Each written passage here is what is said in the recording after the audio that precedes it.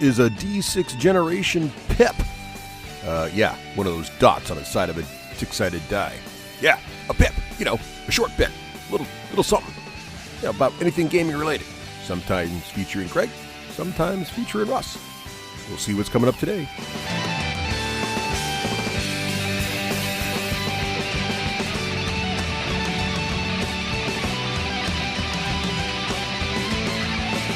Hey everyone, welcome back to another D6 Generation Pip featuring our intrepid adventurers as they make their way through an introductory adventure in Dungeons & Dragons 5e. For those just joining us in the middle, the last 3 episodes or so have been recordings of this particular adventure, and you're picking up right where we left off after the last episode, which was our heroes just finally made it to the town of Phandalin.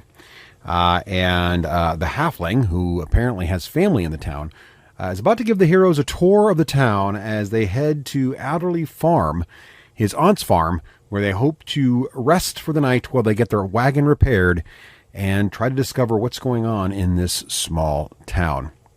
So without further ado, we'll let you get to the game. And if you've missed the last few, why don't you jump in there and check out the last few episodes before you listen to this one. Also, if you are interested, patrons on the D6G Patreon page have access to a full video version of this as well, which includes seeing us use Roll20 Live, which is the tabletop playing tool we're using to play live. We're all remote, obviously, because of COVID and quarantine and all that.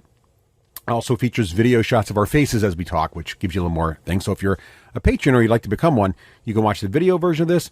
Otherwise, you can stay right here and listen to the audio. Enjoy. Give him the amount of time for the value he adds. Go. Oh, good. Well, moving on then. All right. Who would like to summarize what happened last time while we wait for Rafe to log back in? Well, since Rafe's not on, I'll take that mantle since I'm not sharing my screen.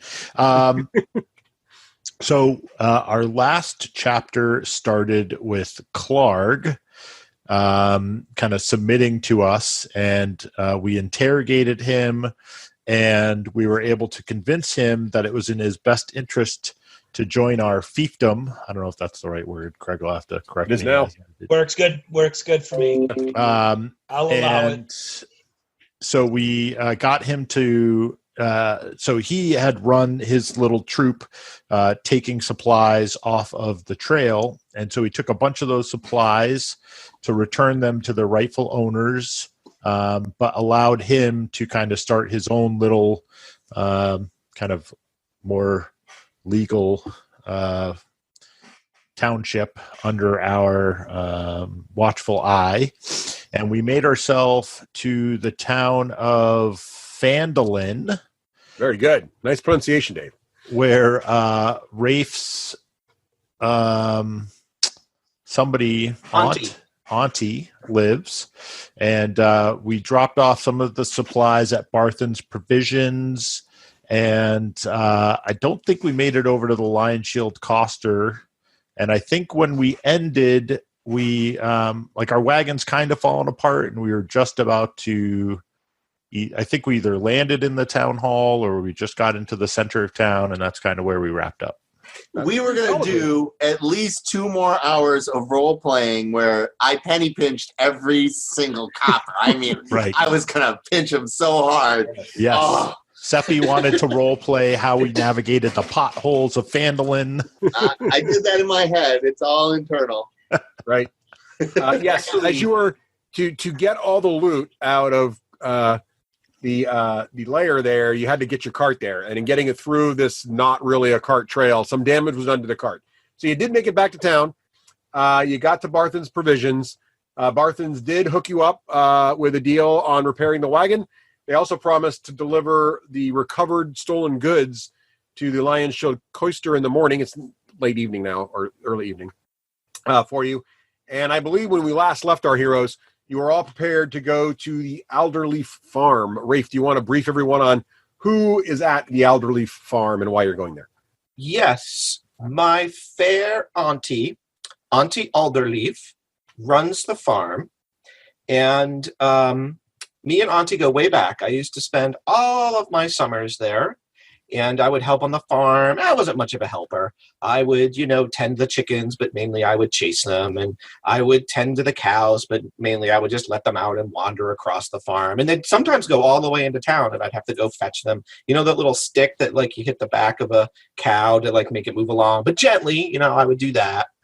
And did you ever play with the hoop and the stick? Like, get the hoop going? Oh, yeah, I had the hoop and the stick. Yeah. Yep, absolutely. Oh, good time.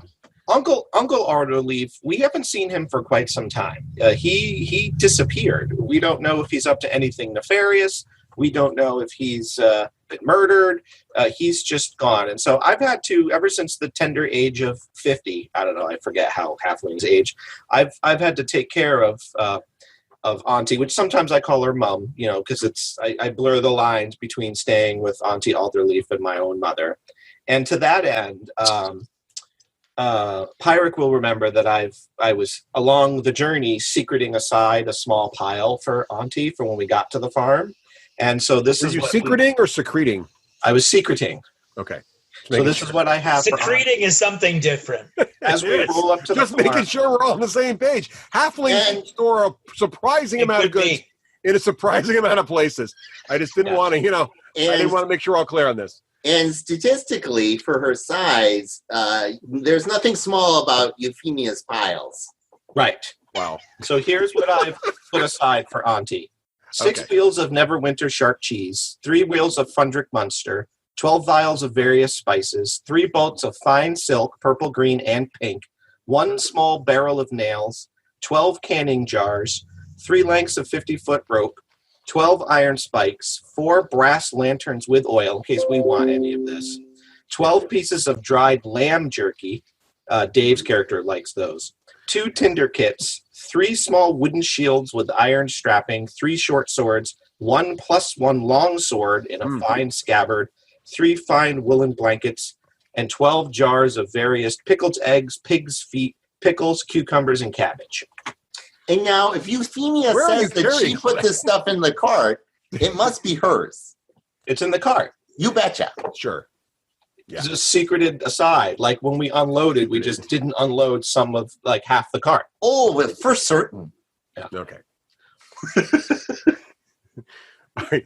So you're all heading. The plan was, but you can change. You guys tell me what you're doing.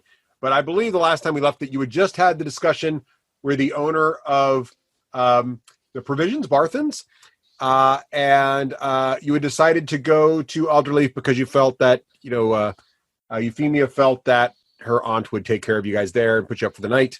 Yes. And you would check on things in the morning. Also, you'd arrange that the cart would be delivered to Alderleaf Farm when its repairs were completed. So that's where it is now. It's about dusk. You're standing outside of Barthens. Also, it's probably worth mentioning, although it could be completely irrelevant, that one of you mentioned to Barthens that you felt like the trails would be a lot safer thanks to your work, and Barthens seemed to indicate he wasn't so sure about that. That's right. Adric, I know you're really gung-ho to go after your kin, and I'm sure Nobleman Hallwinter feels an obligation of the sort of, working sense that we should be, on the hurry to get after our mind test. But we need some rest. And Euphemia has a cultural right to keep the things that she's stolen. So we need to respect her identity.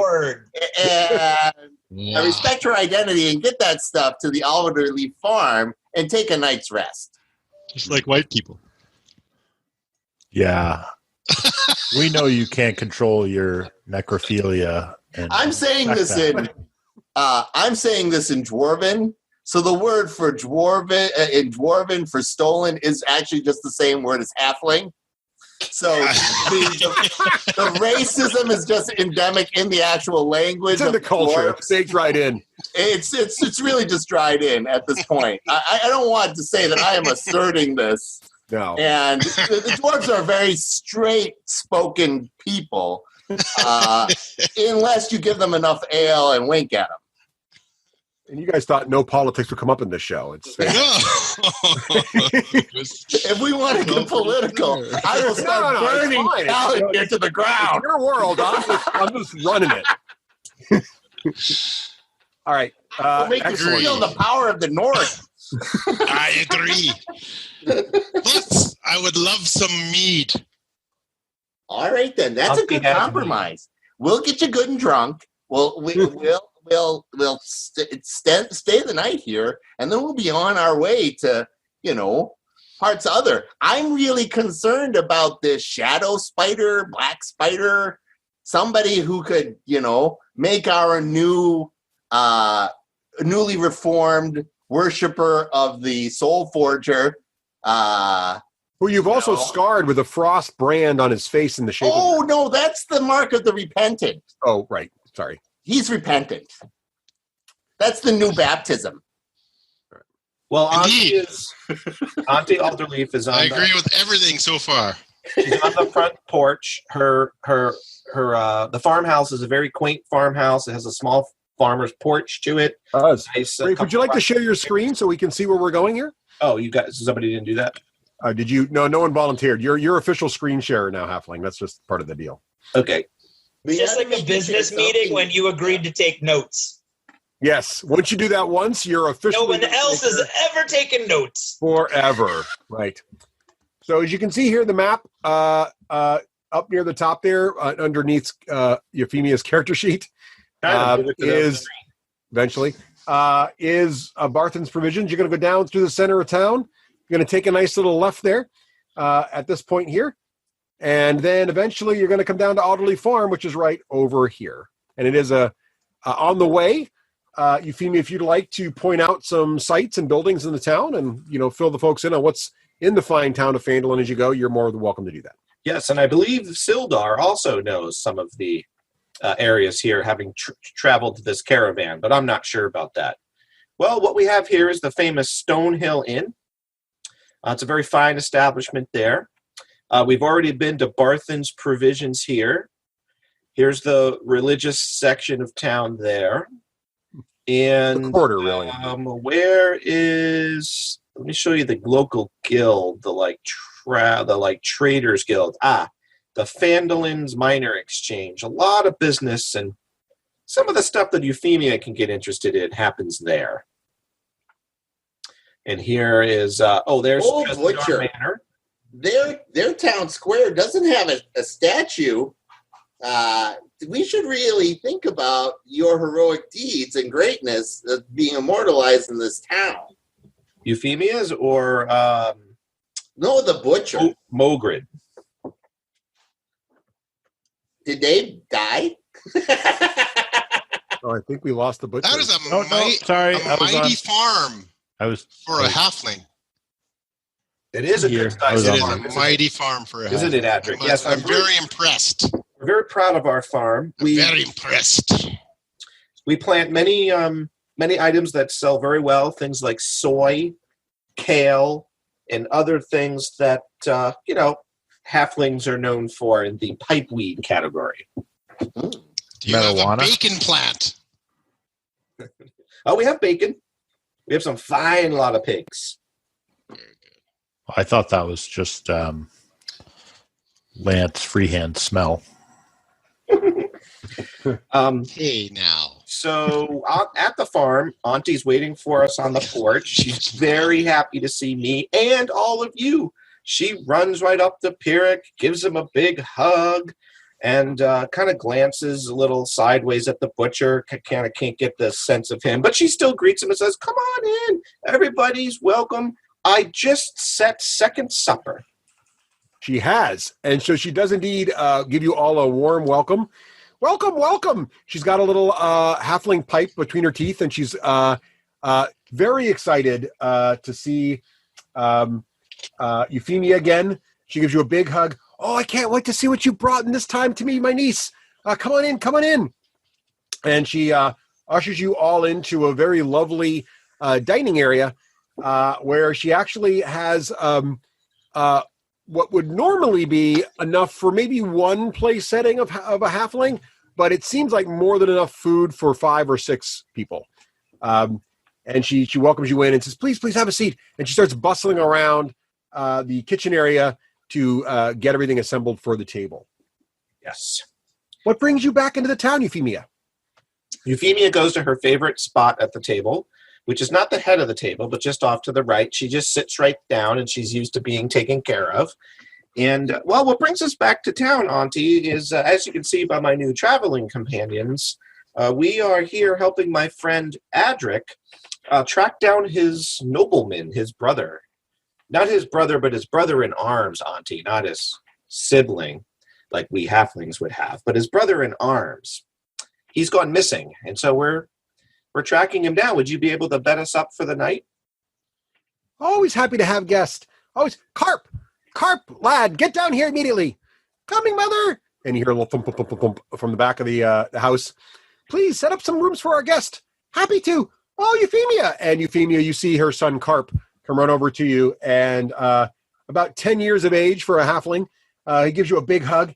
Euphemia, I saw some bad men the other day. I'll tell you about it later. And he goes running off back to his, starts to leave the room and head back to the back room to prepare. I stand up and I say, Mother, can I help with anything? Can I help you with your dishes or your cooking or bringing people to everybody? You're so kind, but please. How can I help? What kind of a host would I be if you were to do the work? Please sit right there. I'll have everything prepared for you shortly. And she seems a little old. She seems very spry and is easily preparing things very rapidly. And I'm sure our cultural expert, Pyrrhic, could tell us that halflings definitely prefer to take care of their guests and not have their guests lift their finger at all while in their homes. So it might be culturally inappropriate for you to aid her in the kitchen. So she's preparing those sorts of things. They have a different opinion about communal work, Adric. I see. Okay. Everybody has a form of expression. And yes, but I'm really interested in stories about young Euphemia and how Auntie could not ever get her out of the back of the cart. True. She's always had the light fingers, Euphemia. Always had the light. Euphemia, tell him one of those stories. Well, there was this one time when I wasn't much older than Carp. I was interested to see a jail. I just wanted to see one, and I've never seen one. So I snuck into the jail, past all the jail keepers, and I decided to lock myself in a cell just to see what it would be like. Well, I lost track of time, and I fell asleep in one. And I woke up to this horrible clanging as this angry man was banging on the bars and yelling at me that I can't be in there. And I said, well, let me out then. And so he let me out, and I ran back home, but not without lifting his coin purse. I made about 50 gold. No, not 50 gold. Guards don't get paid that much. I made about, 10 silver, I think. That bought us a nice cake that night, didn't it, Auntie? It did. I still remember it well. And she's finishes preparing the meal. So tell me, Adric, about this friend of yours that's missing, this brother in arms. Oh, and I leaned into Adric and I said, if anybody knows anything that's going on in Phaedrian, what's the name of Phandalin? It's my aunt.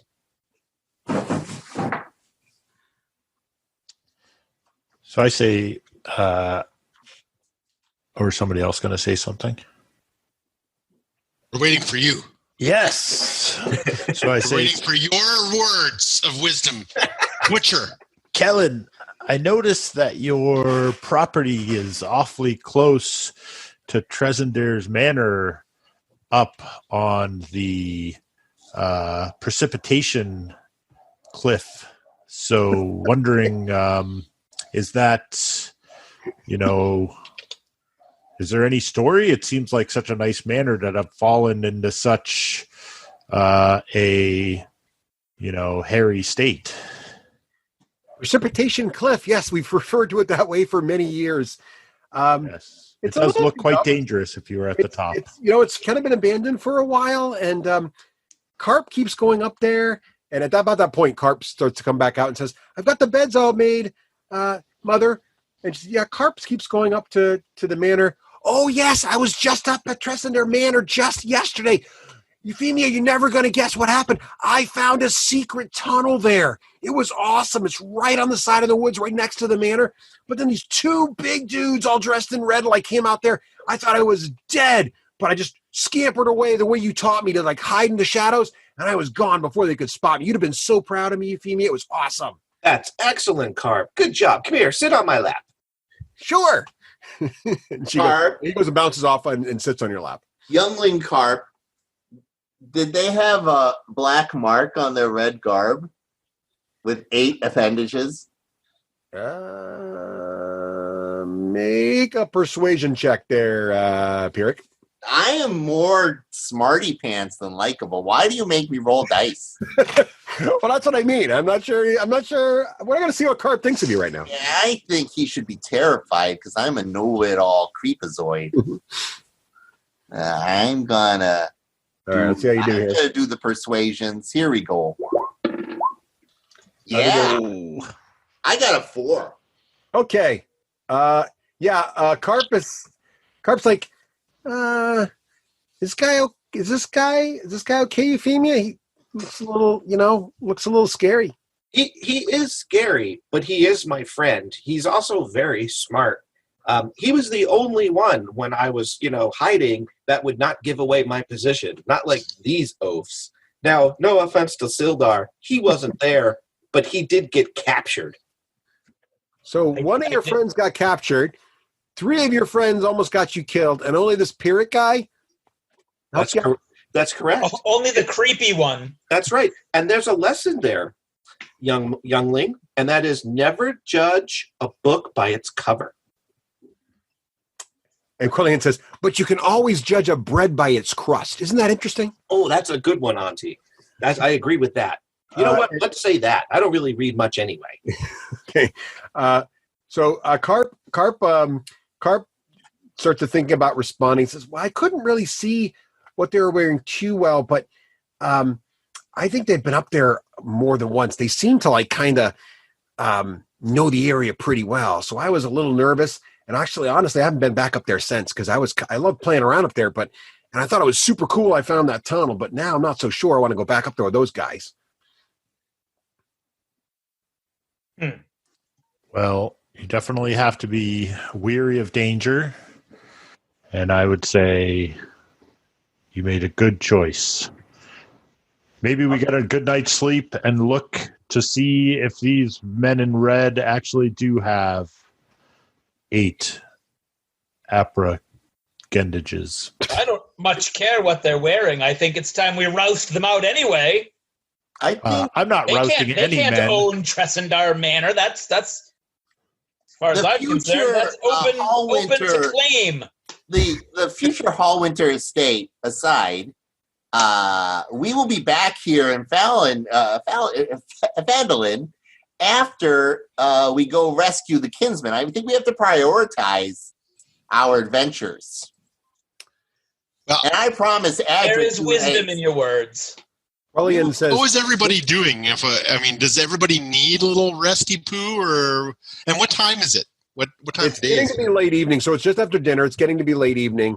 Some of you, I don't know if you guys can share how you're feeling in terms of, your current health, but also you're getting tired because it was been right on the road for a little while.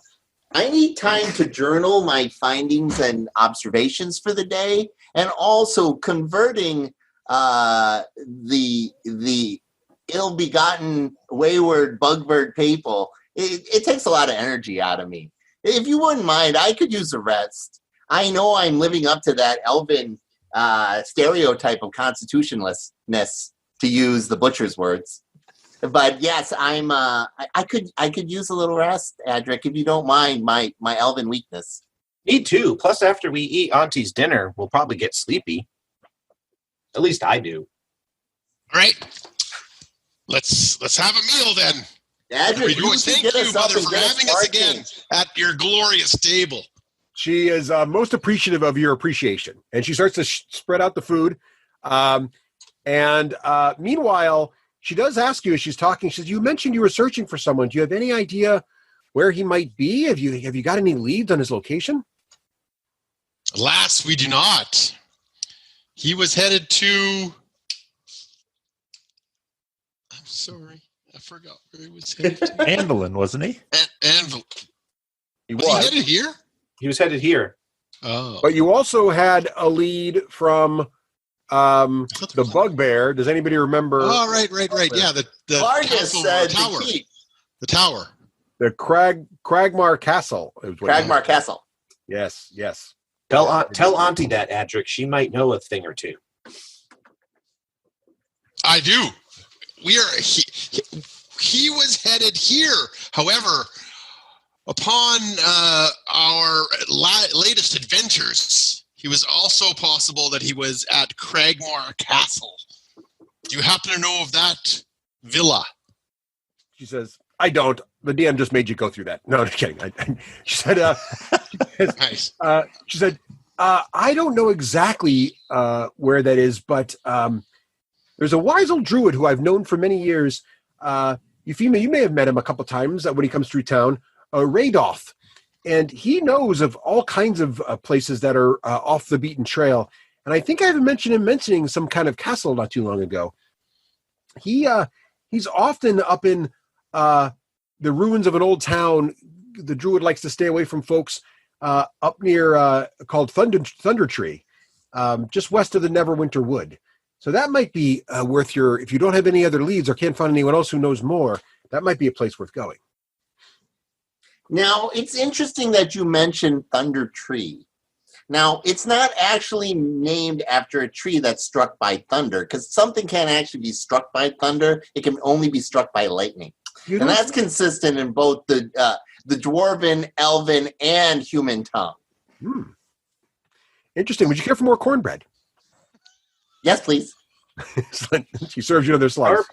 Carp's getting a little bit restless, and he kind of whispers in my ear, and he's kind of wiggling, and I say, "Oh, go ahead and ask him."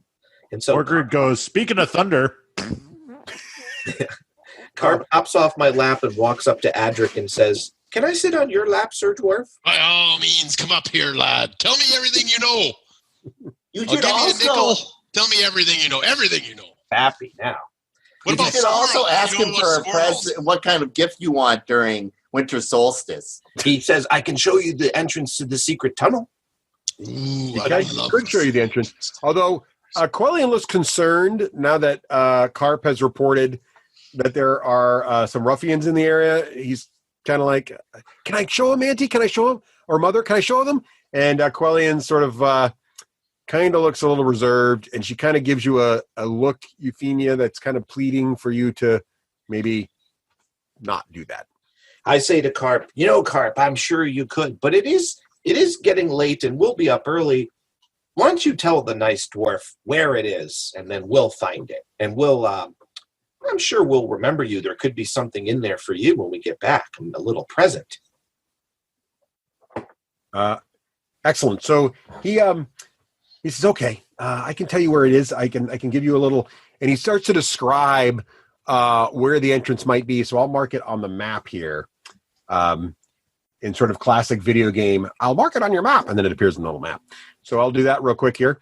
So right about here, it sounds like on that corner of the building is where sounds like he's describing the secret tunnel might be. And Quellian says, well, you must all be getting late. And it has been a little while. You've been enjoying some fine halfling drink. She offers you all some fresh pipeweed if you care to partake. And Carp, after a little while, scampers off to bed because it's getting past his bedtime. And at this point, she says, well, what do you want all to head off to bed? Is there anything else we should discuss before retiring? Before Carp goes off to bed, I go, "Hey, Carp, come here." I grab him back and I go, "Hand it over." And he hands over the butcher's small coin purse. And then I give it back to the butcher. He does. Then I stab him. Would you like to use, which weapon are you going to attack him with? A little hobbit-sized fork. Okay. Ow, hey, I didn't mean anything by it. Euphemia taught me that trick. Damn halflings. And he scampers off to bed. As he heads upstairs, everybody needs to make a perception check. I don't remember where my tools are. Oh, Perception. Oh, it's because I'm clicking on Zoom. Rafe, I got performance, Rafe is perception. I'm looking at the results here. Let's see. Ooh, that's pretty good. Seppi, you did well. So an 18 for Seppi. I got a 19. You did. It doesn't show on the screen. How'd you get a 19? Did I go? You got a 17? Look in the chat. Did I get a 6? All right. I got a 15 with a plus 4. All right. Let's get a 17. Yes. So it looks like two folks are noticing things. So Sildar and who else did a good roll? Sildar and yes, Pyric. So you're like Sildar, your warrior instincts prickle up, and something just feels wrong, and you think you notice out of one of the windows you saw some movement. The sun is just starting to set, so it's really dusk. But you're pretty sure you just saw some movement behind some of the trees in the yard outside the elderly farm. I think we have company. Pyric, you're almost certain your keen elven hearing picked up some sounds outside that are definitely not animals. Well, we obviously have company. We're all company. Duh. So these aren't little halfling footsteps I hear. These are big human footsteps. What do I hear? Yeah, you think with your keen elven hearing, you think you picked up the sound of potentially, I mean, you're not really sure, but potentially either the sound of a blade being drawn from its sheath or the sound of a match being, or some kind of something being lit. I recognize both of those sounds. You do. You also do. So there you go. To arms! All right, I grab my axe, my hammer, and say, let's go. I've got Backbiter. So, Rafe, your screen should be changing momentarily. And where you are now is my loose representation of the there we go. My screen is stuck, but now it's better. You're sitting here around the dinner table with lovely Euphemia's auntie. And let's go ahead and why don't you guys just tell me what you want to do and move one at a time. So who would like to go first? We'll do initiative when we think we need initiative. Okay. Right now, everything's fine. What could possibly go wrong?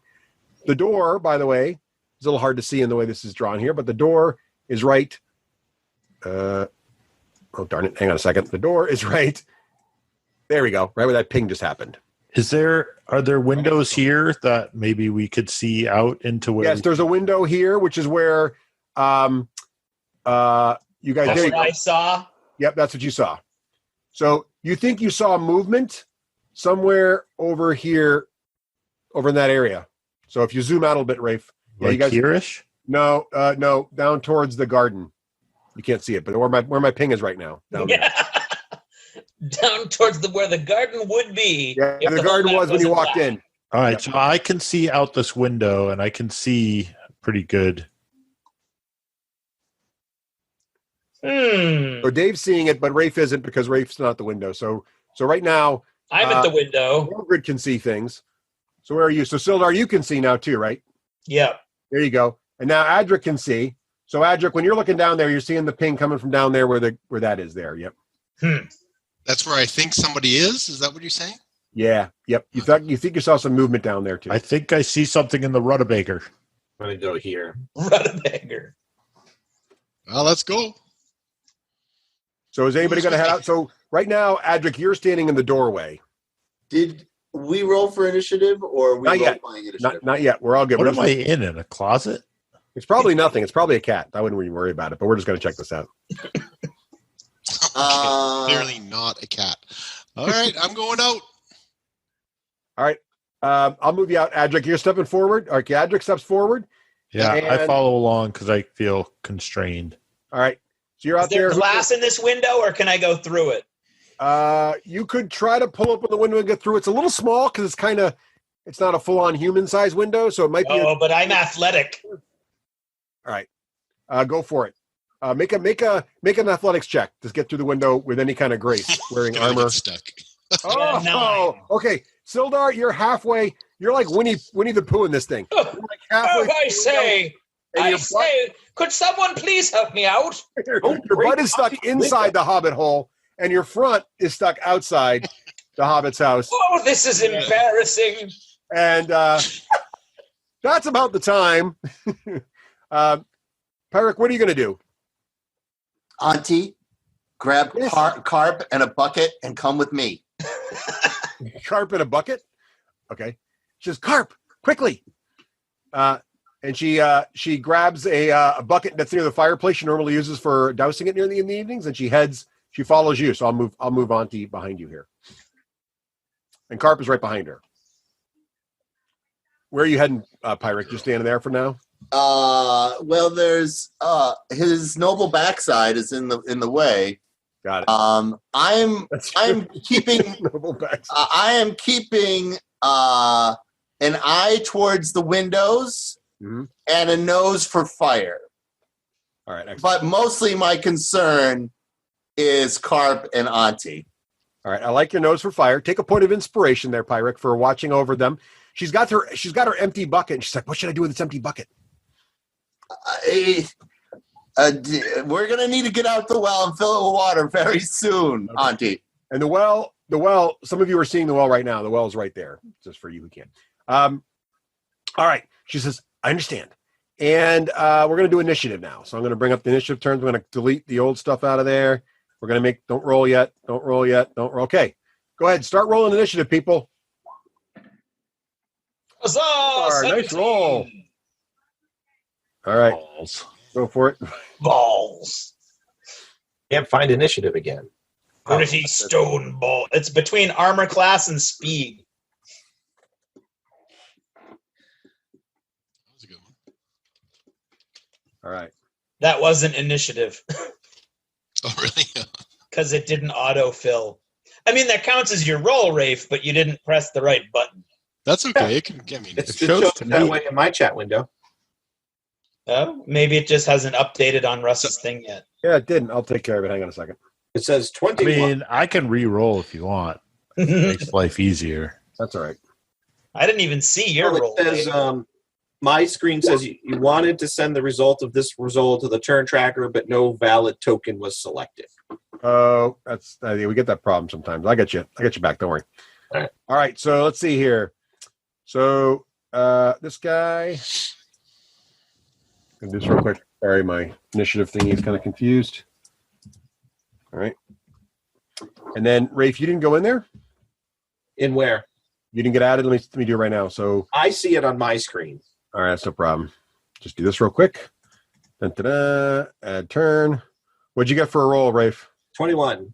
Nice. Well, that's the total. Oh! Now 20. Woo, you got a call. Yeah, well, that was my third roll, but still. I was going to say, I thought I recognized that color. Well, I tried clicking on my token and then rolling, but nothing seems to So work. who's in the list so far? We got Sildar, Adric, Euphemia. Who are we missing? I got a 5. Butcher's got a 5. Pyric got a 12 total. And Pyric got a 12. All right, got it. That 20, it was right in the middle of the crossroads. Excellent. And then, all right, so, excellent. So we're going to go ahead and shuffle these into order real quick. And great. So, Euphemia, you have the high roll for initiative, so what would you like to do? Can you show me where the ping was again? Where I think we threw somewhere down, you think you saw something down near the garden there. Euphemia is going to go 5. So the light's a little low, but you don't need your night vision or anything. And you're standing next to the well when you go by there. So there's a well, there's a low wall. You can kind of figure everything out. I go 25. I'm going to double move, and I'm going to... how does moving work in D&D if I want to hide in shadows? Do I have to move slower? Is it just a roll? It's make a stealth check. If you're running, though, you have disadvantage. So, all right. I'm going to not run, and I can make it 5, 10, 15, 20 over the fence. But I want to hide in shadows. And just make a stealth check. Not a bad 19. roll. I don't know if you're seeing it, but it's I do. That's perfect. And I'm just checking for people. Okay, great. All right, nice job, Euphemia. So Euphemia, most of you can't quite make out what happened to Euphemia. She was kind of dusk. She ran out towards the fence, and she seems to have disappeared. All right, nice job, Sildar. What are you going to do? I'm going to try to get out of this window, but I am going to roar manfully as I just try to plant my elbows on the wall and thrust through. Not unlike not unlike escaping mother's womb. Ew. So make a strength check. Take advantage for that excellent and somewhat graphic description. Thank you, Lady Hawk. Nice. Strength.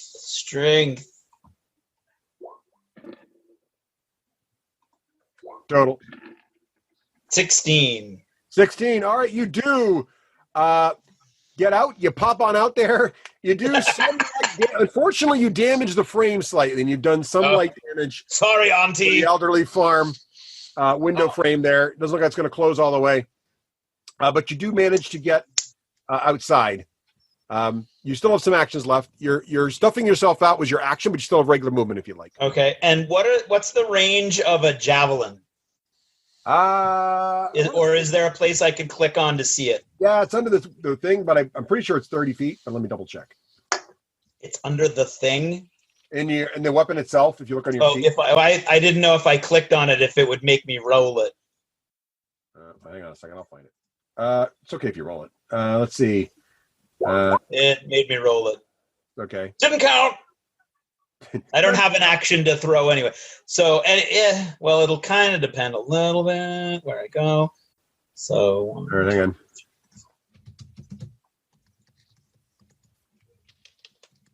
Quick Google here. We got this. I think it's 30 feet. For some reason that range 30 feet. It's actually range 3120, so it can go farther, but you're disadvantaged over 30 feet. Gotcha. So I am going to move. I'm going to move over. Actually, I'm going to move over here by the well. Okay. And ready a javelin. All right. Do I see anybody over here? Is there anybody over there? Make a perception check.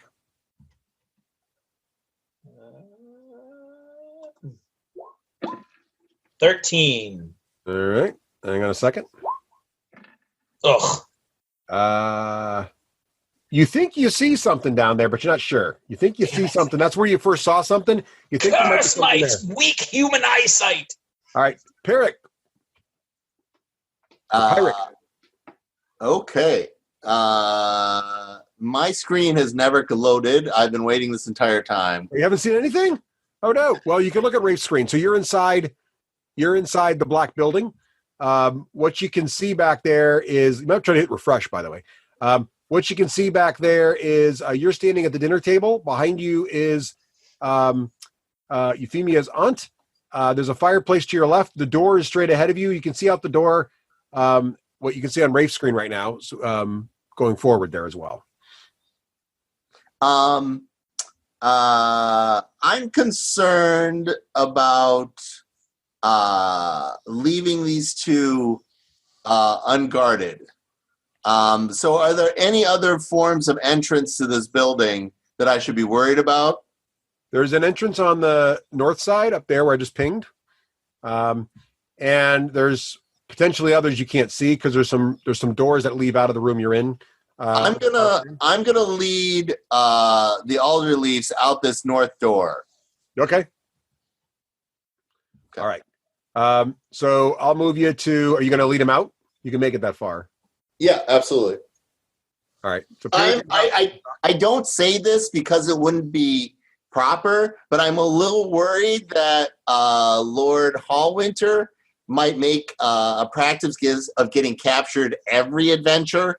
So I'm also keeping an eye on him. Yeah. Considering he is sort of my spiritual property, I did save his life. Spiritual. Okay. I think all that makes sense. So much of what you say is so clear and yet so confusing at the same time. He does like getting bound. Clearly, he wanted to get hung up in the window, too. So. Yes. All right, Adric. Hey, now, a good time for you to chime in because it is your turn. What would you like to do? Ah, it's my turn. So somewhere down here, there's something of some sort. Yeah, that's what we're hearing. That's the rub of it. That's the rumor. All right. That's the rumor. All right, then. I don't want to light anything on fire. Is there something that is non-consequential down there? Maybe a little bit of hay? it's not dark or anything. You can see pretty well down there. Oh, okay. There are some trees down there. There's a building here. That black part on Rafe's screen. There's a building right here that's blocking line of sight to a lot of stuff. So Okay. that's a little fuzzy. Way down south here, there's another garden you remember seeing on the way in. There's also some trees, to the south. So there's a lot of possibility of places they could be kind of hiding that make it hard to see what's going on here. Okay, I will move my guy 5, 10, 15, 20, 25, somewhere around to here. Oh, Where are you going? I can't seem to ping for some reason, but whatever. Down, yeah. Can I just move him? Oh, yeah, okay. I can just move him. So I'll go 5. Can I make a perception check as I go? I want to go forward, but I want to be well aware of my surroundings as possible. Where are you? Well, go ahead and make the perception roll, because if you do really well, that'll be helpful to where you want. Okay, so perception, I get 3 plus this roll. Here I'm rolling. Oh, yeah. You guys aren't really killing on a perception tonight.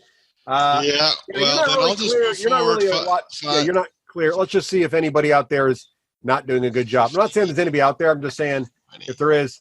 Oh, yeah, you're not really seeing much. I believe I can make it there. That's 25. I moved 5, 10, 15, 20, 25 is to this wall, actually. They're all snug up against this wall a little bit.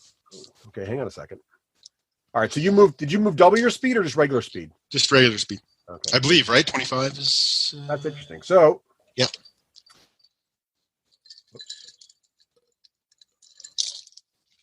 Oops. That was interesting. That's interesting. Did the DM just say that's interesting? No, that's all right. It's all good. Oh, that's interesting. All right. Wait, you let's just say that's interesting. You make out a guy down behind the vegetables. You see someone wearing a reddish cloak, and he's crouching.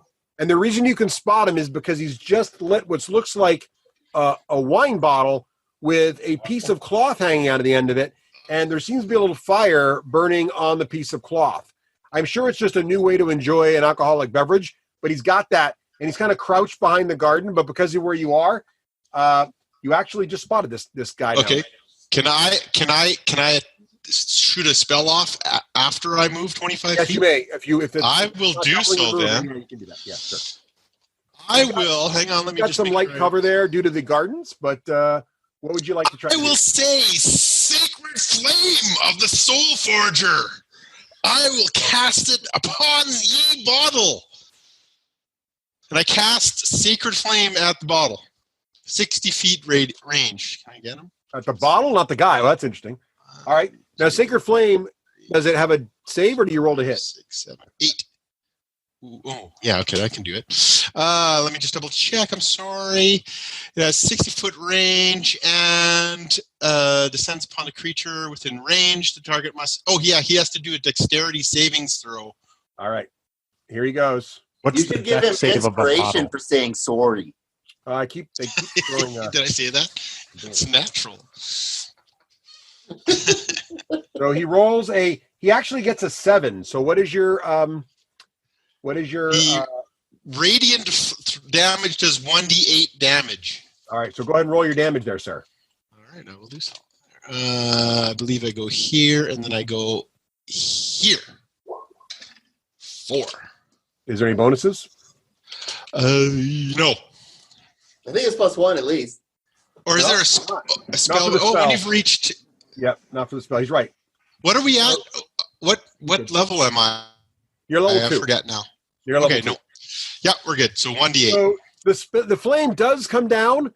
The ruffian manages to take the brunt of it. It doesn't hit his bottle, so bad luck there. But you do seem to damage him, and he's like, "You dare mess with the red brands? You shall feel our might and pain and fire."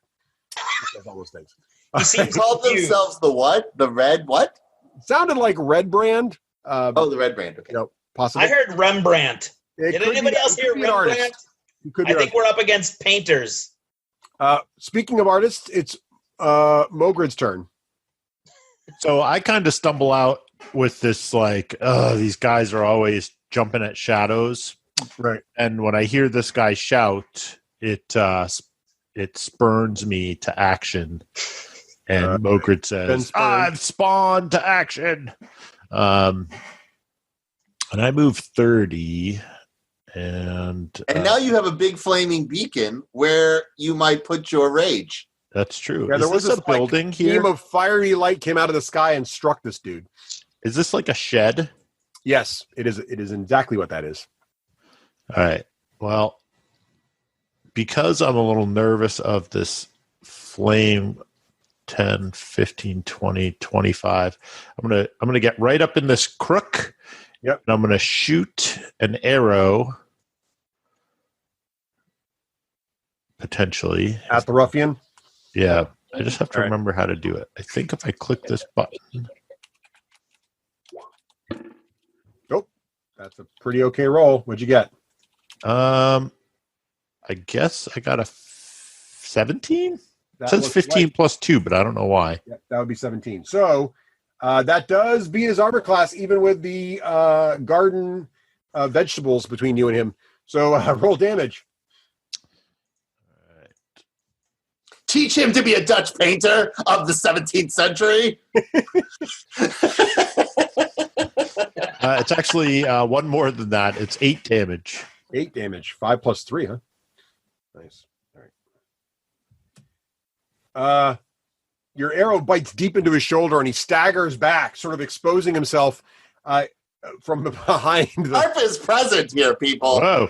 Oh, Stop behind exposing the garden. yourself. But he's still got his wine bottle with fire. You also see he's got, looks like a bow on his back and a short sword. But he's still up, but he's definitely bleeding. He's definitely not having a good day. And that makes it actually his turn. So he is going to go 1, 2, 3, 4, 5, 6. So you see him run to the left, and he runs behind the shed, which is on. It sounds like he's on the opposite side of you, Morgred, on this shed. And then you hear a, "Take that, you scummy halflings!"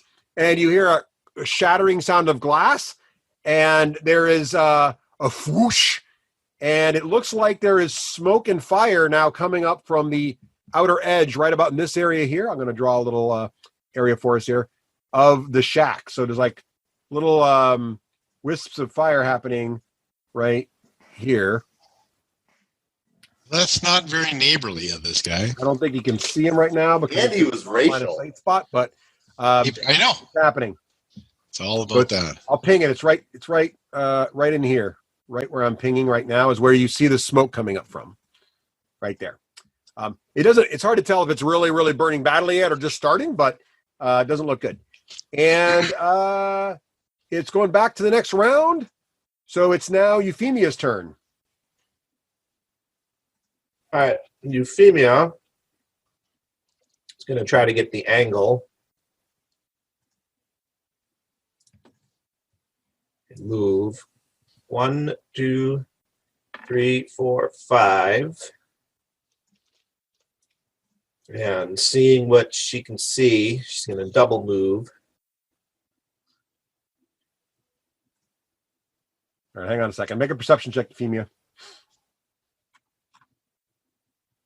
Being careful not to run through the garden. Yep. Make a perception check. What? Wow. You can see 3 times. Yeah, pretty much. Very perceptible. All right. So what is happening now? So several things are you notice a bunch of things as you're moving at that speed. First, there is one hiding in the bushes right in front of you. And as you get closer, you realize he's right there. And you also notice, because you rolled so well, that there's another one hiding behind the tree right there. And also, because you rolled so well, you notice there's another one a little farther down the road there, a little bit behind that tree. And also, because you rolled so well, you notice there's another one a little farther down in that area here. And also, because you rolled so well, you notice there's another one right there. So you count with your quick halfling math 1, 2, 3, 4, 5, 6, including the wounded one that threw the fire on the edge of the building right there, who's got the little red dot on him because he's bleeding. Even though I double moved, I have a GM question for you. Yes. During combat, due to my second level ability, I can take a bonus action on each of my turns, which are to take a dash, a disengage, or a hide. Yep. What is a dash? Dash is what you've already done. It's a second move, but you could have dashed as a bonus action, so you could still attack. So if you'd like to, right, you have a couple options here. Because normally when you're going to move double speed, you have to spend your attack action, but because of that ability, you could choose right now instead to have said, my second move was really a dash, so now I still have an attack action, right? So you can attack something. I'd actually like to be able to move again. Can I dash and then dash again as a bonus action, or no? No, you can't dash twice. Oh. But if you'd like, now you know what? I'll allow it. I'm going to allow you to do that if you'd like. Or if you'd like, you could hide as well, which is basically, try to get out of their vision. Now that I've scouted and revealed this, can I see Mogrid? Is it too dark? Are these plants? No, you can see Mogrid. Mogrid's right there. Yep. All right, then what I'm going to do is get his eye contact and give him the 4 sign. I'm going to go like this and 4, and then hide. And I look away. Classic. I refuse to look. What I'm used to. Turn dynamic lighting off. What does that do? Do you see the 18 for hiding? So did you get it? Did you try to hide? Is that what you did? Yep, 18. All right. So an 18, nice. So you are now hiding amongst the shrubbery in the dusk. So there's a good chance you're not sure who knows you're there and who doesn't. I mean, They did see you run towards them, but then you ducked into the shrubs. So they don't have a clear vision on where you are. If they try to attack you right now, they're going to have disadvantage unless they roll a really good perception check. All right. So nicely done there, Euphemia. Sildar, what would you like to do? So I don't really know how many there are, huh? Nobody's talking to me? No, you really don't. I mean, I don't know. Euphemia didn't say anything. No, I probably didn't catch no, you have no idea. You do know there's this, you see the smoke coming? I just turned off the dynamic lighting just to make it easier to see what's going on. You can see this little red spot down here. That's where the fire's coming from. Yeah. You kind of saw Morgrid do something to somebody and some arrows and spells fly. So there's at least one guy out there. Right. Okay. So I'll tell you what I'm going to do. Yep. I'm going to go 1, 2, 3, 4, 5, 6. And I don't know can I see that guy there? You can't see.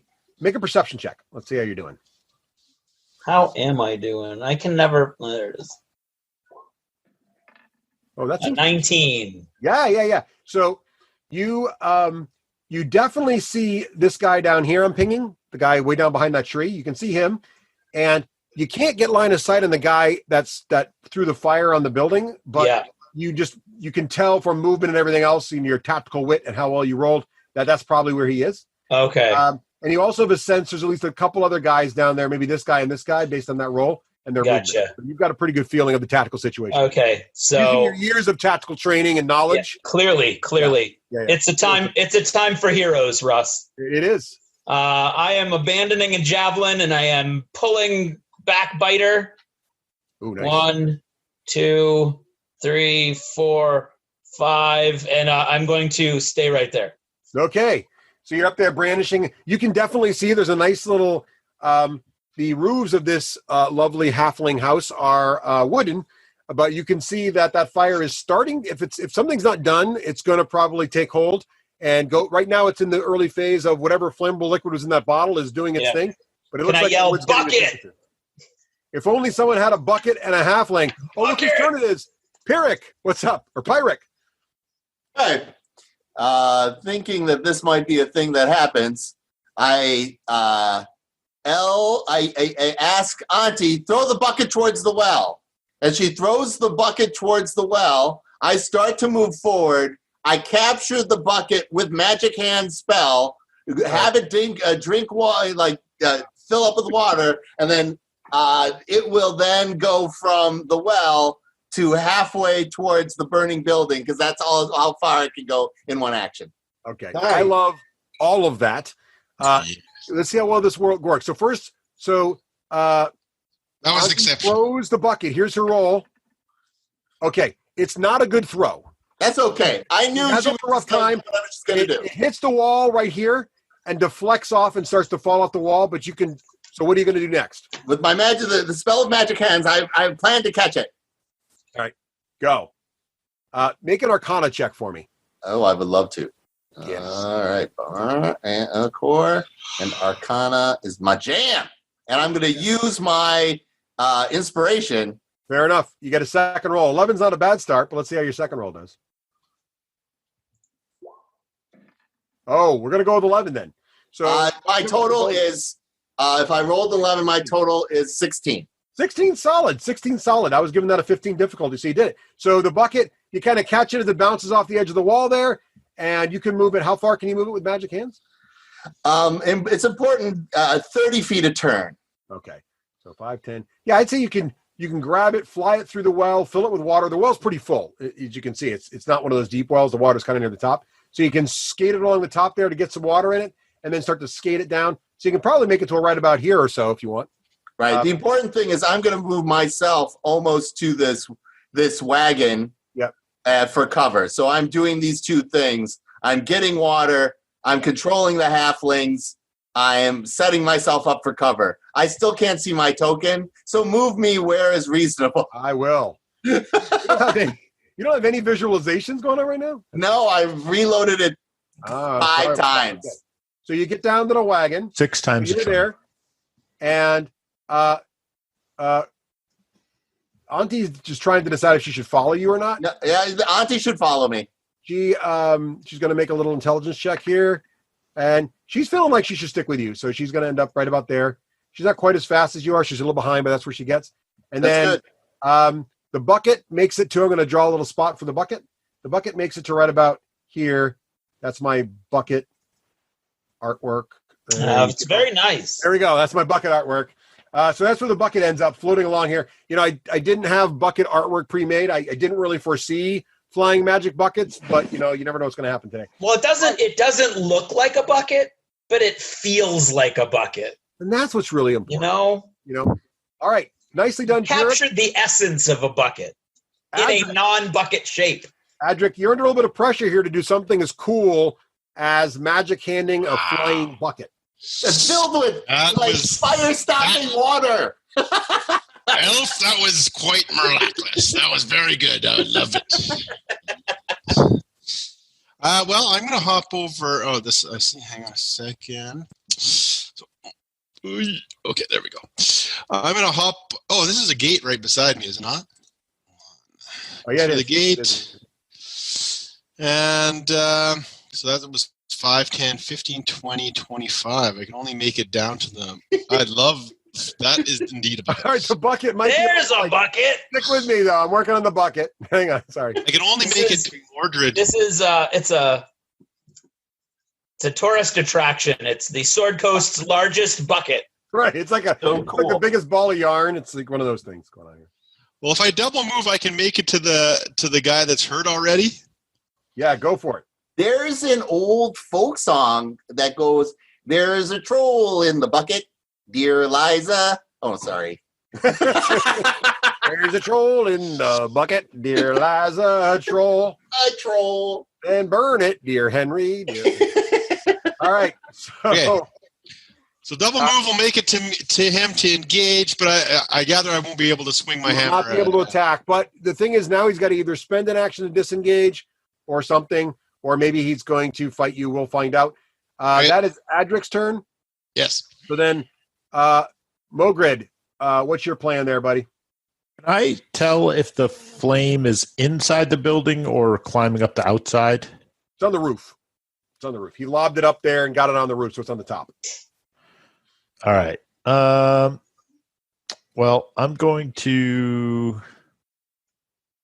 Do I get the sense that climbing up there and like stomping on it would do any good? I might. Yeah, you get. It's not big enough yet where that could probably actually be helpful. Believe it or not.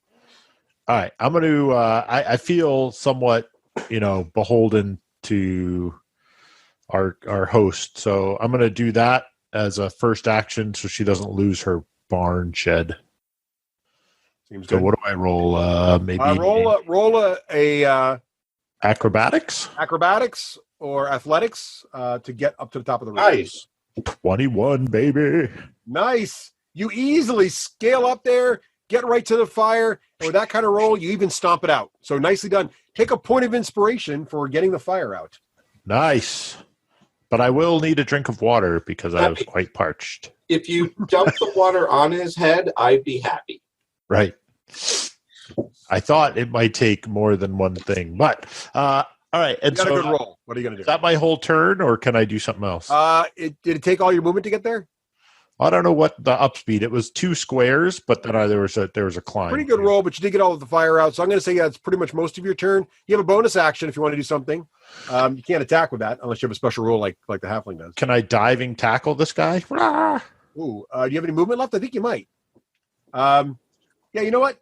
I will allow a diving tackle from there with you because you have about a half-inch movement left. So yeah, go for it. Go for it. Make an attack roll there.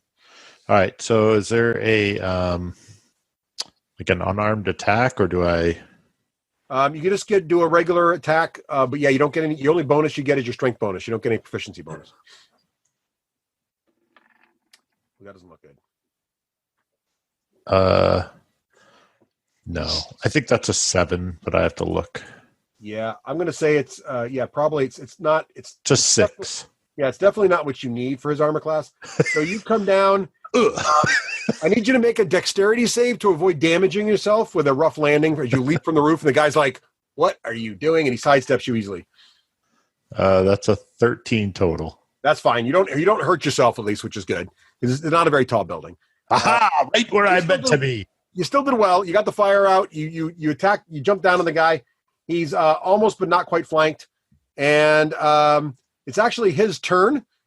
He's got a tough choice to make. He's trying to decide should he run or stay here, but he remembers he's got a few of his lads to his back, and he said, "You'll rue the day you came and messed with the business of the Red Brands." Oh, he used the R word. He did use rue in a sentence. So he's going to make an attack. That was his intelligence check to see if he's going to run or not. He's going to make an attack against Adric. You ready, Adric? Here he goes. He's swinging his sword. Let's do it. What is your armor class, Adric? 18. Yep. He's going to, you easily deflect his blow, and he is not able to do much about that. So now the other guys have all rolled initiative, no, so I'm going to fix that. And good news, Euphemia, you are up in the top of the third round here. What are you going to do? Great news about wearing soft leathers is that you're extremely quiet. So in 3 moves, I unsling my short bow, move 1. Move 2, pull my arrow very quietly from the quiver, knock it, and shoot at this Mojambi right here. Which Mojambi? I don't have That one. Okay, fair enough. Yes. How, if I'm attacking from a hidden position, do I have advantage? No, that doesn't help you. All right. Plus, he kind of knows you're in the area because he saw you running there. He doesn't know exactly where you are. But... Oh! Let's pull up our critical hit card. See what this does here. I'm going to go to the critical hit card here. Critical hit card for players. Here we go. This poor ruffian doesn't know what's going to hit him here. You're using arrows, right? Yep. You shoot him in the belly, double damage. Oh, that's what I was looking for. Roll your damage up and then double whatever you get. All right, so sorry. I was still trying to do the damage thing. Let me switch to dice. Where do I find the dice again? They're on the right, the left-hand side of the screen with it looks like a little polyhedral picture there. Left hand. Oh, on the screen. There it is. There it is. So I'm +3 piercing. So is it 5 and then doubled? Or 5 and then doubled, so he's going to take 10 points of damage, which definitely looks like it hurts him. Your arrow gets him right in the gut. He doubles over, but he is still up, although bloodied. Then what I'm going to do is move as my second action. Mm-hmm. And as my bonus action, I'm going to hide. All right. Make a stealth check again. See how well your hiding went. Oh, yeah, you're good at this. Look at that. All right. He's rolling hot. He is rolling hot. Every sniper knows to move position. Rolling hot. All right. Every sniper knows that the secret to surviving Know when to duck for the shadows, and know when to run. Good. I like it. 4, 5, 10, 15, 20, 25, 30. So this guy comes running up to right about here. So he's really kind of near you, Sildar.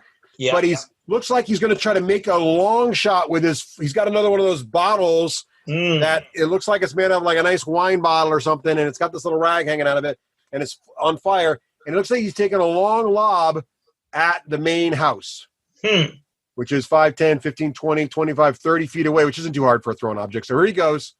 He's going to make his roll. He throws the bottle. Oh, a nice roll, too. It lands right on the roof, catches a pretty good spot, and fire starts to erupt right from the upper edge of this roof here. Not looking good for the house. All right. Buckets. That was him. Sildar, it's your turn. That guy just didn't even worry about you. He actually gives you this kind of one-eyed glare with his one eye kind of squinty, like you're almost not even worth his time. Like you're below him. So none of the rest of these guys moved, huh? Not yet. It's not their turn yet. Oh, they're all different. Oh, look at them. They're all different. This is high-end D&D, Craig. We don't do one initiative for all the monsters. Wow. Actually, that's a perfectly acceptable way to do it. I'd like to have. I like it. I like the staggered. It's fun. Yeah, it makes it different. All right. Makes it different. Yeah. So, with my move, can I split my move among actions? Like, can I move a little bit, do an action? Totally. Yep. Okay, so I'm going to go right here. That's 5 feet unless I have to lose some to get over the wall. It's a low wall. You're good. Okay. And then I'm going to attack him with my great axe. All right. I'm going to use my my inspiration. I meant to say that before I rolled. No, it's okay. It's fine. Take it. Use that inspiration. No. Oh. How'd we do? That was my. So I didn't lose. You're saying keep the first roll. Is that what you're saying? No, I said you could use inspiration. Oh, good. Okay, so that was 19. 19. All right, that will hit him. Your great axe does find a mark, and he looks a little upset. All right, I'm okay with that. And then for damage, I need one of those +3, so 8. Ooh, nice. He's bloodied. And then I am going to action surge. Ooh, nice. So second attack? Attack him again. Nice. That's once per rest, right? Yeah. Nice. All right. So Sildar, using his fighter's keen ability, gets a second 12 to 12. Will not hit, though. He manages to sidestep your second blow. Oh, that was a waste. All right, I'm done. Nice job, though. He definitely looks like he's mad, and he looks a little more. He was giving you a sidelong glance, and now he looks a little more concerned. That will teach him to give me no respect. Pyric, you got the fire on the outer house, the outhouse, as it were, but it's not an actual. It's the old term outhouse, not the. Anyway, outbuilding. I think you mean outbuilding. It's an outbuilding. The butcher, Morgred, did a good job putting that one out. But now you've got a fire on the main building over here. Okay, well, it's good that my bucket is in range. 1, 2, 3, 4, 5, 6. I'm going to go and magic hand the bucket and dump its contents onto the fire. All right, the bucket flies over to this part of the thing, and make a Arcana check again to see how well you can douse the fire with doing something you really haven't practiced very often, which is flying around a bucket full of water.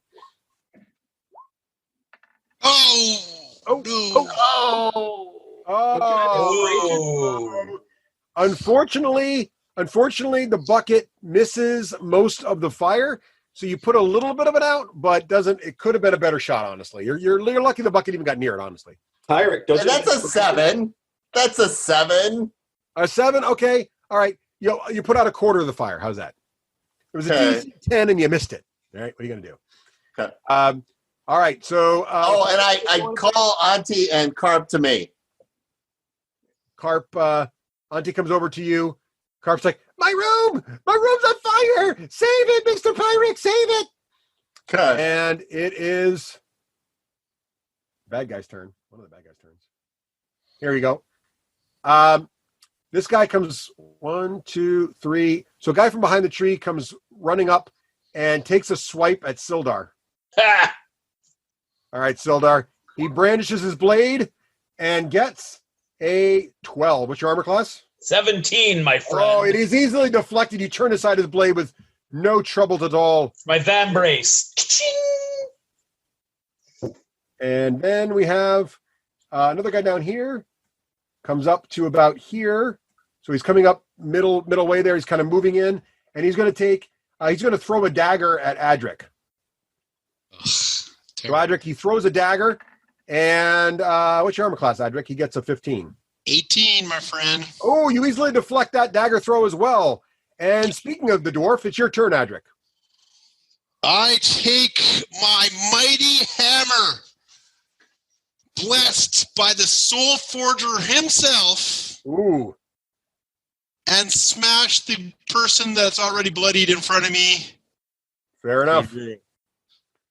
That seems right. Now, they're all, by the way, they're all dressed kind of similarly. They're all dressed in shades of red, but you can tell they're not fancy uniforms. Like, they're not all exactly the same. It's kind of like Target employees. You know, they're all wearing red shirts and khakis, but they're not all the exact same red shirts and khakis. That's what's going on here. Not red shirts and khakis, but you get the idea. Are they Target employees then? No. They're not Target employees, but they're wearing. They're trying to dress similar, like they're in some kind of cool club. Are they Dutch art students? Look, I don't mean to judge. I'm just telling you what they look like. All right. You have to take part-time jobs. Not that I have anything against Target employees, by the way. No, there's nothing wrong with Target employees. You know, they're fine. Okay. I would just like a good target to be able to hit by, because I clearly did get my good target because I had rolled 15. Whoa, what a segue. Yes. Terrence, take a point of inspiration for that segue, because that was masterful, sir. What's that? That was masterful. The target segue. Oh, yeah, thank you. Segue of I'm trying to hit my target from the target reference. So what I need you to do now is roll damage, sir. I rolled 19. Yeah. 0, baby. Adric, if you have inspiration, give me inspiration. That was the wrong dice. Inspiration on damage, but that's okay. You got this. Roll your damage. 3 plus 2. Ooh. Bludgeon. He goes down. You get him right across the head, and he's like, the red brands. And he drops just dead right in front of you. And I'm just going to remove his token because it just keeps it easier to see what the heck's going on.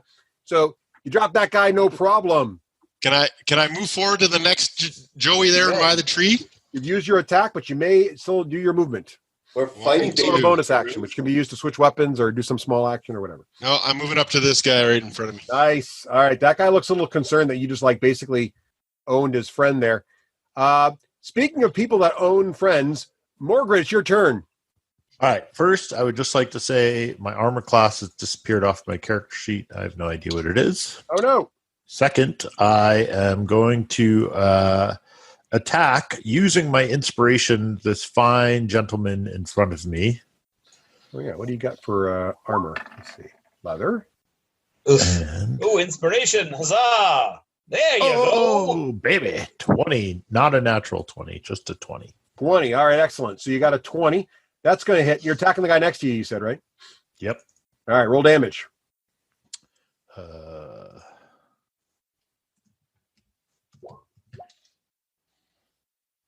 Wait, was that 1d6? Oh, hold on. I owe you a d6. 9 damage. 9 damage. Nice. All right. He definitely feels that. He's also bloodied now. And I'm going to use my fancy thing. Second Wind? No, that's not it. Action Surge. There you go. And I'll swing again without inspiration. And I say, swing better than I, sir. I say, have at thee. I made that up. Yeah. I can tell. Oh, damn it. Crumble! You know what I got here? Have at me! You know, yeah. Well, first of all, I got this little handy deck here for critical fails. So let's see how you did here. Go ahead and look at the critical failure deck. What kind of weapon were you swinging there? Was that an axe or a sword, or what were you doing? It was a very, very small dagger. It was a halfling file. All right. Are you wearing kind of helmet or anything? Have you got a little helmet on? Does he act like somebody who's interested in protecting himself from head injury? I think I have leather armor, so I'm just saying, one of us is a Gary Busey in this group. And are you saying like not pirate? So, Dave, are you saying you do have a helmet or you do not? It's up to you. No helmet. No helmet? Okay. Well, then that one don't work. So we'll go to the next one here. Let's see what happens here. Let's see here. You swing too wide, exposing yourself, and your target gets a free attack of opportunity. Oh. So that's what happens there. So we'll see what he does. He's going to roll his free attack here. And, he rolls a 2. So he doesn't because fumble, I actually did expose so myself. You two are looking like the elegant ballet of death that you are over there. By the way, the leather armor class is 11. And then you have your dex bonus. So I believe which is 3. So you're probably armor class 14. Unless there's something else going on, right? Perfect. So you can go adjust that if you want. All right. So that was Morgred's turn. You looked great doing that, Morgred. Not going to lie. All right. This guy that Euphemia shot in the gut, no less, looks really mad and advances. Come out, little bunny, hiding among the carrots, and starts trying to poke in amongst the root vegetables to get you, Euphemia. So he's going to make an attack, but he's got disadvantage because you're hiding, right? So he makes his first attack, and he gets he gets a 17, which would probably hit you, but he has disadvantage. So his second die roll, even better. Looks like he finds the rabbit hiding amongst the carrots. There's no dodging fate. It's rabbit you can't season. argue with that logic. So yeah, you're going to take some damage here. Not going to lie, it's going to hurt a little bit. So it's a D6 plus 2. So you're going to take 7 points of damage, Euphemia. All right. You get a little, you get some damage from his little. Never mind. All right, moving on. The other ruffian, where's that guy? There he is. Way down. Some of you spotted him way down in the south there. He's going to start moving also. 1, 2, 3. He comes running up. He actually runs, and you guys can see him along the south wall now.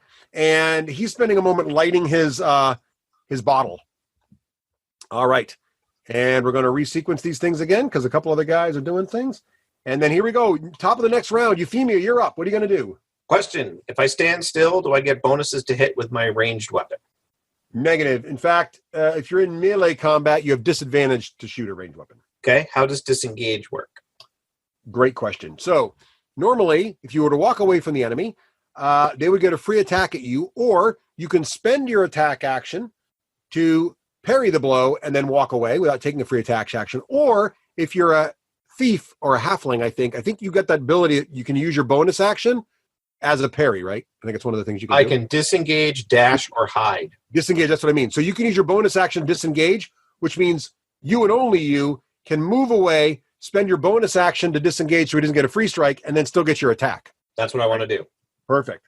So using that thiefy nimbleness, where do you want to go? Go ahead and move yourself. Perfect. Right there.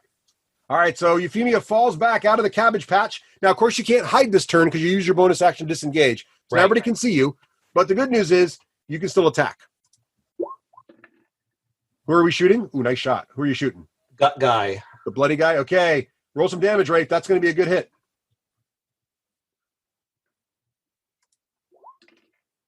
Woohoo! Ooh. Okay. That is 9 points of piercing. Oh, your arrow gets him right in the throat. The run-a-bit got me. Goes down. I throw up a little. Due to being angered over being hit. And the flames on my auntie's house. I do a throat shot. You did. Now, it's the ruffian's turn who's right next to Sildar. And there's 2 next to him. He has spent his bottle, so now he's drawing his blade and attempting to strike down this person who struck him earlier. What manner of warrior are you? And he swings his sword at you. But not in a very effective manner. No, I am the warrior that's going to take your life. Nicely said. Meanwhile, the ruffian that's on Adric also swings his sword at you, You'll rue the day you messed with the red marks. There's a lot of ruining. What's your armor class there? You got a 15. Terrace. 18, brother. Oh, nice. You deflected as well easily. And it's Sildar's turn. Huh. Let's see. I am going to swing on this Mojambi right there with Backbiter. How about a 23? Oh, that will definitely hit the Mojambi. Yeah. You're swinging against the one next to the wall next to you, right? When Yes. Yep. Right. Yep. So roll damage, sir. Nice hit. If I click on that, that's not the right die. No, auto damage rolling is tricky. Okay.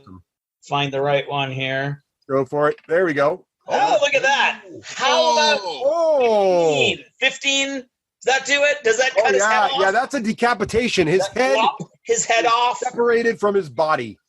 Let me introduce you to a new vocab word. Let's leave Rue behind and start with lop. Lop, excellent.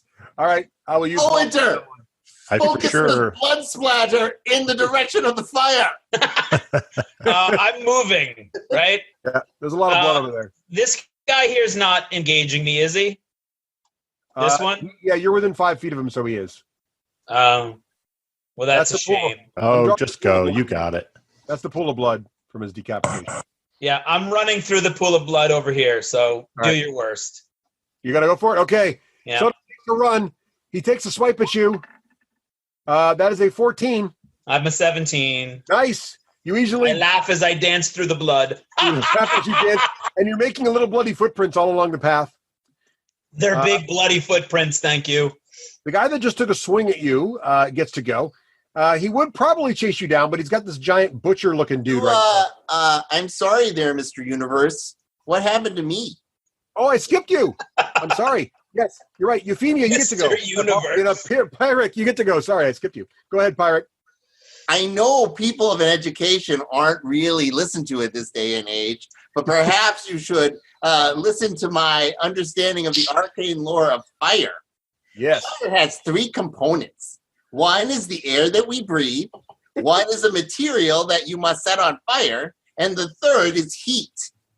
So I am going to use the power of the Nord to nullify the heat of the fire. Ooh, he's using his knowledge of the fire triangle to take care of the situation. All right, excellent. So for those listening at home, the fire triangle is how you stop a fire. All right, go ahead. So you're going to use your Ray of Frost, a patent-pending ability of Pyrrhic Starfinder. Right, as we understand. Feel the power of the Nord. Heal your architectural wounds. All right. All right. That normally what kind of roll would you anyway. like? So go ahead. Make an attack roll with all your normal bonuses. My attack roll, all my normal bonuses. Yep. So there's a bonus for this. And Usually, I want to roll. It adds in your proficiency bonus. There you go. Well, that's a nice hit. Oh yeah. So you easily the power of the Nord washes over the flaming area of the roof, and the fire is in fact extinguished. Nice. Up there. Nice job. And because I thinking. watered it, Quick thinking. is it now covered in ice as well? Did you roll your damage for this? What's your damage roll on this? Let's see how much extra frost you had on that thing. I think one of the what does the thing checker say? It said I rolled. Oh yeah. It said you did hit, but you did 1 point of cold damage. Okay. That sounds like me. Yeah, I'm going to say that you did put it out, but you didn't have any extra. So it is just it's out, but you don't have any extra protection up there at the moment. Okay. All right, so we'll clear all the drawings there. And nice, the fire is out. Good job, Pyrrhic. Again, take another point of inspiration for protecting the Hobbit house. Thank you. And now we're moving on to the ruffian that is over by Morgan. Oh, but before I do, Pyrrhic, would you like to move at all or give any instructions to Auntie? You saved my room, Mr. Pyrrhic. You really are great.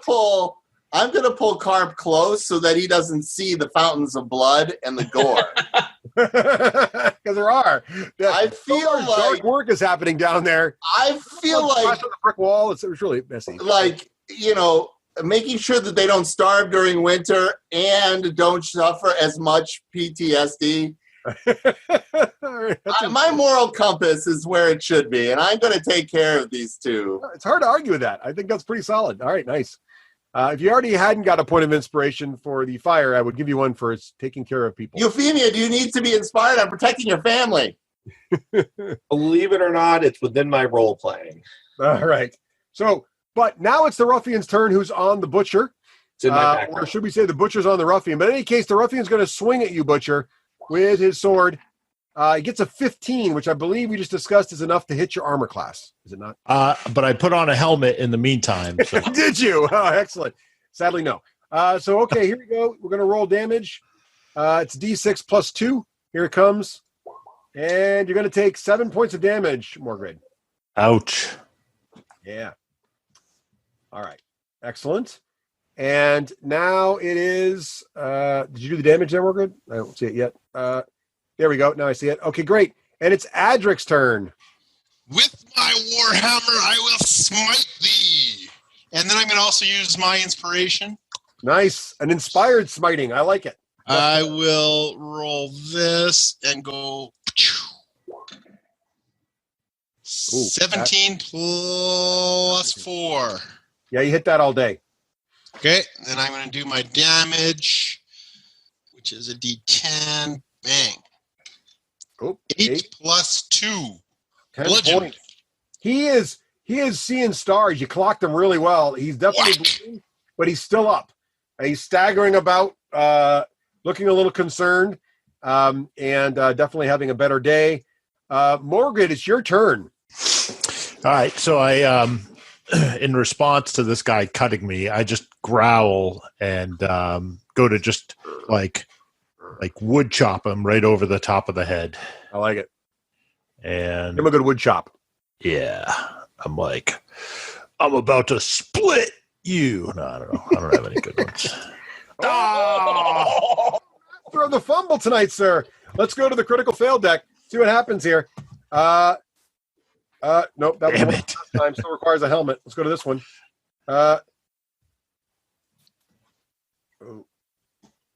Nope, that's not. That's weird. Nope, that's the wrong thing. Sorry, I don't know what that was doing. Here we go. Now we got one.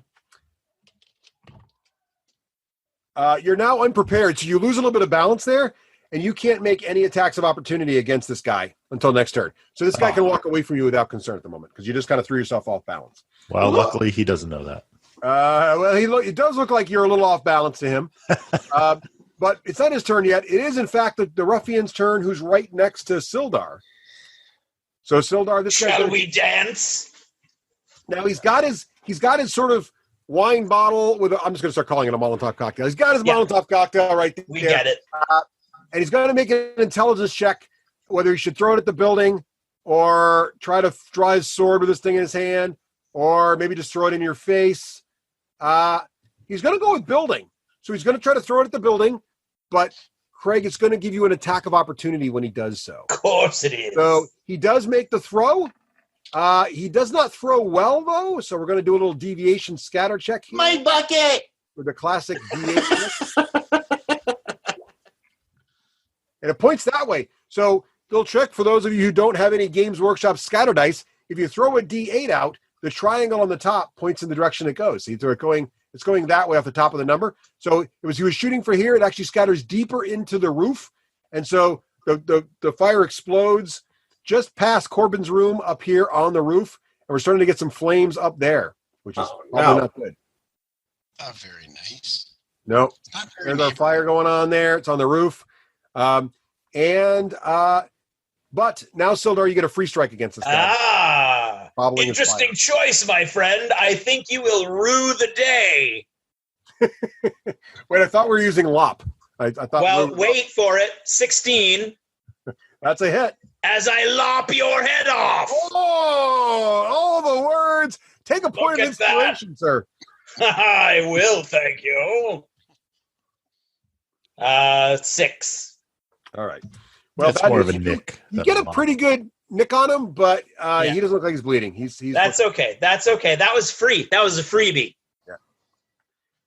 He looks like he's starting to feel like that when his buddy sneered at you, he had the right opinion. All right. We're back to Euphemia. And I'm sorry, is a dash automatically a double move? A dash is automatically. A dash is like your second move. Yeah, exactly. It's a double move. That's what I'm wondering. Is it move, bonus action, dash, then combat, or is a dash like double move? If you're doing a dash, basically means you're foregoing your normal action to move double your speed. Okay. So you can really normally never move triple your speed. You're just either moving double in the turn or you're not. Most people give up an attack to do that, but you don't if you use your bonus action for it. Okay. So I am going to dash around the corner. Yep. 1, 2, 3. Does it cost me anything to go over the wall? Since you're a halfling, you do have to make a little dex check or you'll be slowed down. Okay. 4, 5. Yes, make a dex check. Yeah, make an acrobatics check or whatever's best for you. Acrobatics, athletics. If you don't have any of those, just do dex. Not 20. What? You get a card for that, and you easily. I'm going to give you plus 2 squares of movement for that roll, and I'm going to give you a good luck card here. So, Ray, right. You just got a luck card. There's my. I'm going to go there. Actually, I have movement to spare. All right, Rafe, you got this card, which basically for the rest of the night, if you want to turn it in, it gives you plus D4 to an attack or skill roll. So if you don't like the number you got, you can add a D4 to it. I'm going to use it now to shoot this guy. Well, the good thing about these is you can play them after you roll. Okay. So make your roll first, and if you need it, then unlike inspiration, which you're supposed to use before. All right, go ahead. I'm going to shoot the guy on Craig. All right, go for it. The guy on Sildar. And that would be a 12. But you can add your D4 now. It's going to miss, but if you add your D4, you might make it. I'm going to add the D4. You need to get to a 14. Oh, the D4 saves the day. You hit. Okay, damage. Arrow. And because he is flanking, or Craig is flanking him. No. Oh, no, he's not being flanked. Not flanked, but it says within 5 feet. Oh, there you go. Fair enough. Yep. I might have used the wrong technical term. Nope, but you're good. I remember your reference now. What'd you do for damage? 11 plus 3, 14 points of arrow. Oh, the halfling just gets him right in the eye. Blood starts just right up on. In fact, Sildar gets a little on your breastplate. You're kind of covered in blood now. And you'll Corbin be paying for that to be cleaned, my little friend. Can the arrow graze Sildar's cheek? The feathers. Sure, yeah, why not? With a roll that needed a little bonus card to hit? Well, no, that actually explains why it did graze your cheek, because if he'd rolled better, it wouldn't even came close. Right. Pyric. Actually, it hit the eye and then vibrated and then slapped him in the face. That's much better. Also, Pyric, you hear Corbin kind of wince when he sees all this gore, but then he says, that makes me feel better. Those are the kind of guys I saw up at the manor. All right. Carp. And now it's time for the ruffian on Adric's turn. So the ruffian on Adric, he's just looking. Actually, he's got to make an intelligence check here because, quite frankly, things aren't going so well for the ruffians. I mean, they've lost most of their numbers, and you guys barely look winded. So he's going to make a little intelligence check here to see if he's feeling the love. Yeah, he's not feeling the morale check. So he's gonna disengage with his main action, so you won't get a free strike against Adric, and he's going to start to run. So 1, 2, 3, 4. He gets down to he's getting towards the road down there, so he's starting to make it to the road. And Sildar, it's your turn. There's basically 2 of these guys left. You got the bloodied one over there on the butcher, and then you've got the other one who's running away from Adric. I've got him within about 5 or 6 swings. Yeah. I'm going to hit this guy. No, we need somebody to lead. These kinds of guys aren't brave. Somebody put them up to this. Okay. Hollander, leave me somebody to convert. I'm so angry between the fact that my kill was stolen and the arrow hit me in the cheek. You can talk to me later about strategy. Okay? I respect that. I respect that too. So is this advantage because we've got him flanked? Is that what? Now you have flanking. Yeah, in fact, technically you should have stopped diagonally, but it's close enough. So yeah, you got flanking on him, so you have advantage. Okay. So That's A fumble, wait, but because you have advantage, that's going to be a hit. 18. Yeah, that's a hit. Nice. 18. Nice. Roll All damage. right. Rolling You're like welcome. Dave. I know, right? 9. Oh, and you run up behind him and just get him right. You stab him right through the lower rib cage. It's and an get him in axe. the It's an kidney. axe. It's Oh, you- coming right down on his head. There you go. You bifurcate his head. That's bifurcate. Well done. Wow. There you go. I wasn't going for a lop. I was going for a bifurcation. You can't lop in a downward strike. It just doesn't. No. Well, you could if you had an angle, but I didn't go for that. Yeah, fair enough. So, we can start using the right melon, like a right melon. Yeah, we could do that. Yep. So you got him. Sorry and, about your tunic, Mogrid. All right. Should have. Pyric, the roof's on fire. Yes. I understand it is exceptionally dangerous to use powerful arcane magics on mundane things, but I'm going to try to get my control and focus the pound of the north to deny the heat of the flames. All right.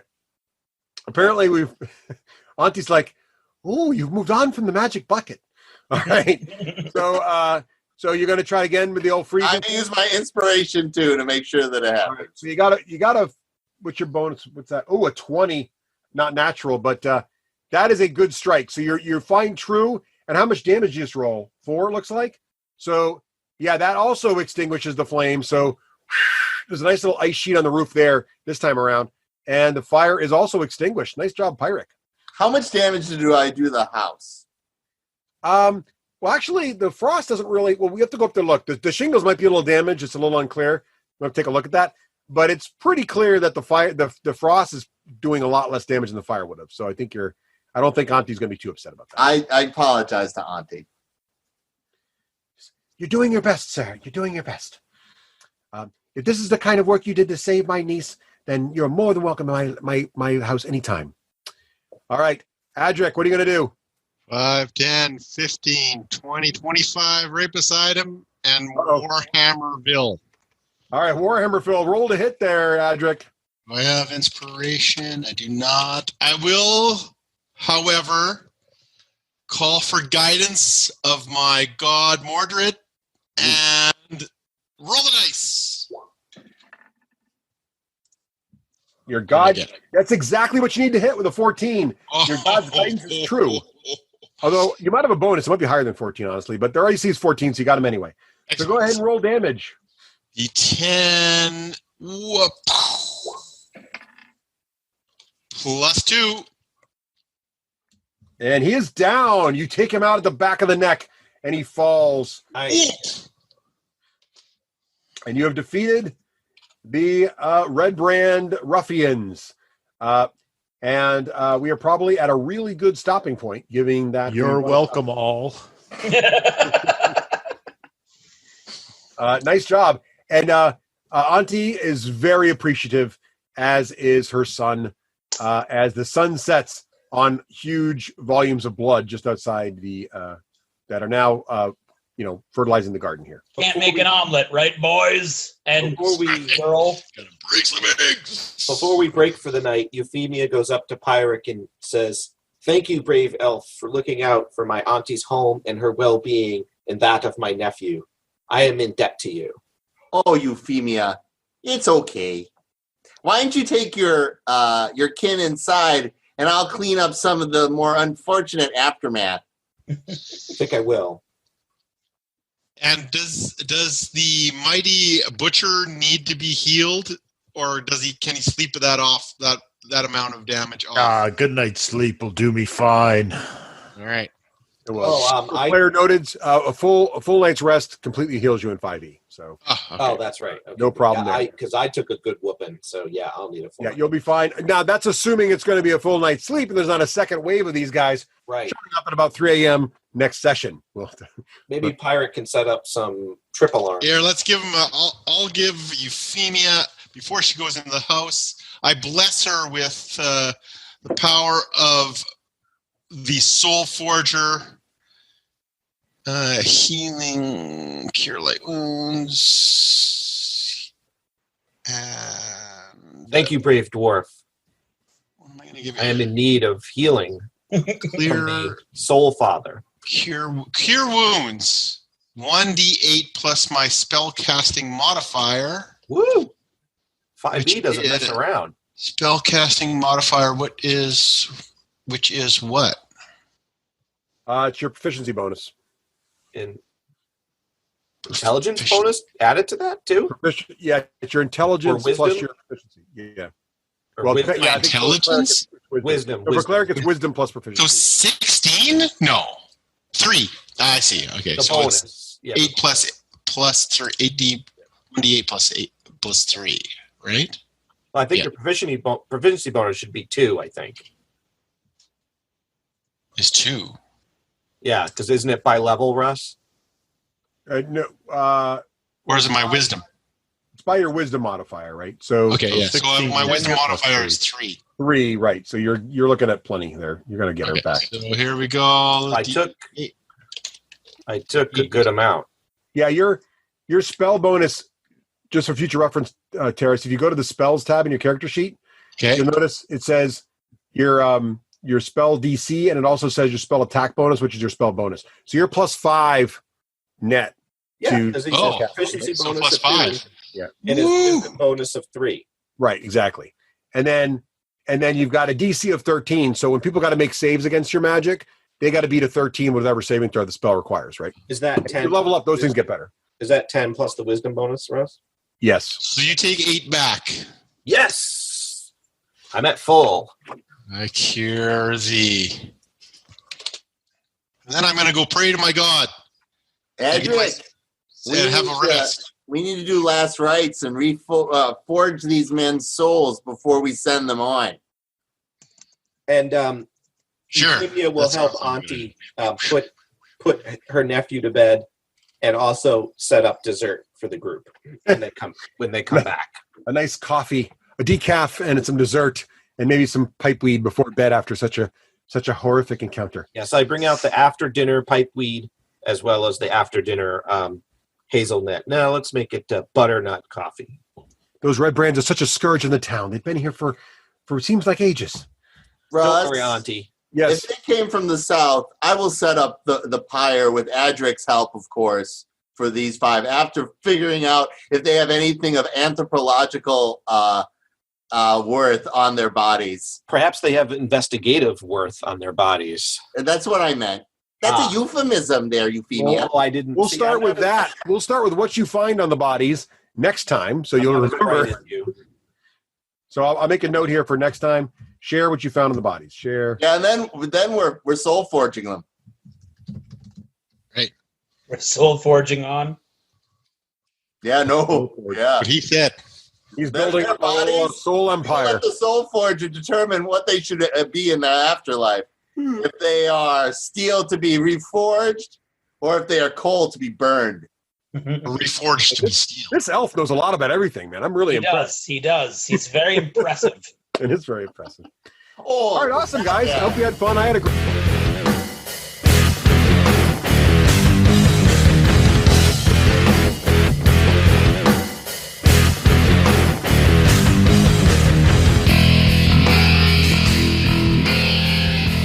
Achievement unlocked.